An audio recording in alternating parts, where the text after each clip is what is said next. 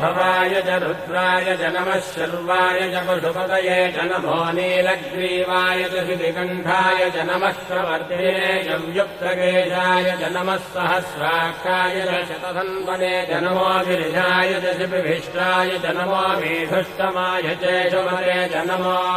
ह्रस्वाय च वामनाय च नमो बृहते च वर्षीयसे च नमो वृद्धाय च संवृद्धने च नमो अग्र्याय च प्रथमाय च नम आशवे च जिगाय च नमः शीघ्रियाय च शीघ्राय च नम ऊन्याय च वस्त्रन्याय च नमः स्रोतस्याय च द्वीत्याय च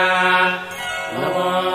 ज्येष्ठाय च कनिष्ठाय च नमः पूर्वजाय च परजाय च नमो मध्यमाय च वकल्भाय च नमो जघन्याय च बुद्धियाय च नमः श्रोभ्याय च प्रतिशल्याय च नमो याम्याय च क्षेम्याय च नमो उर्भज्याय च